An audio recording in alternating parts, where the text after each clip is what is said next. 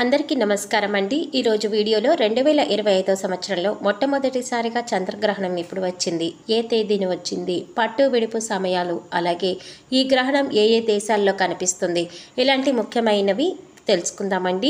గ్రహణం మన భారతదేశంలో కనిపిస్తుందా లేదా, గ్రహణ నియమాలు పాటించాలా లేదా, ముఖ్యంగా గర్భిణీ స్త్రీలు ఎటువంటి నియమాలు పాటించాలి అనే వివరాలు పూర్తిగా ఈ వీడియోలో క్లియర్గా తెలుసుకుందామండి. వీడియోని మాత్రం స్కిప్ చేయకుండా చివరి వరకు చూడండి, అప్పుడే మీకు వివరం అనేది పూర్తిగా అర్థమవుతుంది. ఇక మనకి 2025 సంవత్సరంలో చూసినట్లయితే మొత్తం 4 గ్రహణాలు అయితే రానున్నాయండి. 2 సూర్యగ్రహణాలు, 2 చంద్రగ్రహణాలు. ఇప్పుడు వీడియోలో మనం చెప్పుకోబోయే గ్రహణం మనకి మొట్టమొదటిసారిగా వచ్చే చంద్రగ్రహణం అండి.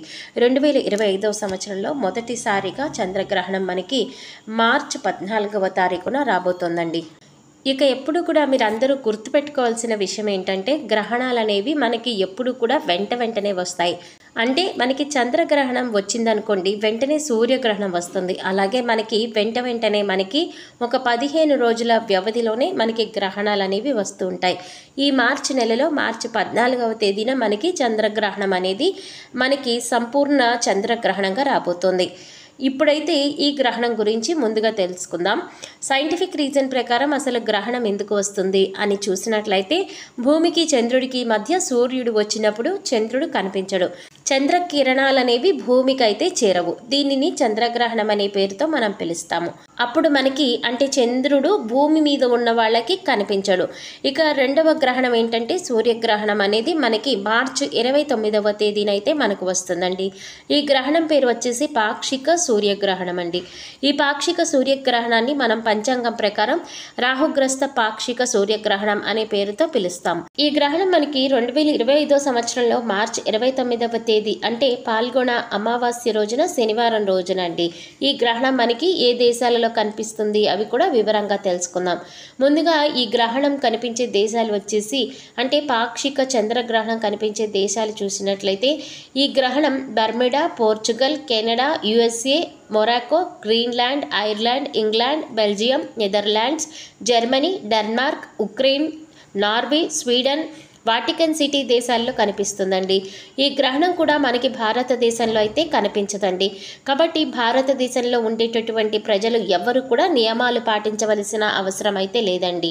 మీరు ఒకవేళ ఎవరైనా సరే ఈ గ్రహణం కనిపించే దేశాల్లో మన ఇండియన్స్ అంటే భారతీయులు కనుక ఉన్నట్లయితే, మీరు నియమాలు తప్పకుండా గ్రహణ నియమాలు అనేవి పాటిస్తే మీకు, మీ కుటుంబ సభ్యులకి, అలాగే గర్భిణీ స్త్రీలైతే మీకు, మీకు పుట్టబోయే బిడ్డకు చాలా మంచిది. ఇక మన భారతదేశంలో కనిపించదు కాబట్టి మీకు పట్టు విడుపు స్నానాలు అయితే మీకు అంతగా అవసరం లేదండి. కానీ ఈ గ్రహణం కనిపించే దేశాలలో మన ఇండియన్స్ ఎవరైతే ఉంటారో వారు మీకు అక్కడ ఉన్న గ్రహణం ఎప్పుడైతే సంభవిస్తుందో అక్కడ గ్రహణం యొక్క పట్టు సమయం చూసుకున్నట్లయితే పాక్షిక గ్రహణం అయ్యేది అక్కడ పట్టు విడుపు సమయాలు చూసుకుని మీరు గ్రహణ నియమాలను పాటించవలసి ఉంటుందండి. అంటే పట్టు విడుపు స్నానాలు చేయటం, కూరగాయలు కోయకుండా ఉండడము, అలాగే వండిన ఆహార పదార్థాలను తినకుండా ఉండడము అట్లాగా.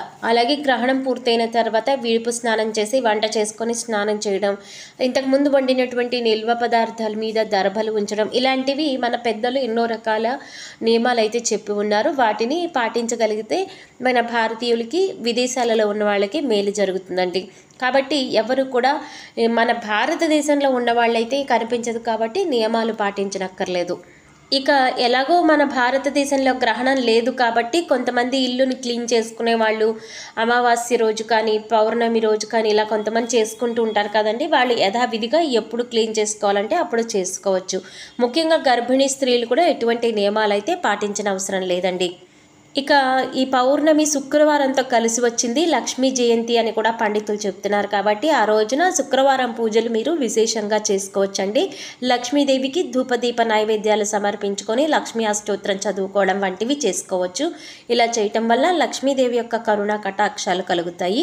పౌర్ణమి, శుక్రవారం లక్ష్మీదేవి పూజ చేసుకోవడం వల్ల విశేషమైన ఫలితాలు పొందుతారని పండితులు కూడా వివరిస్తున్నారండి.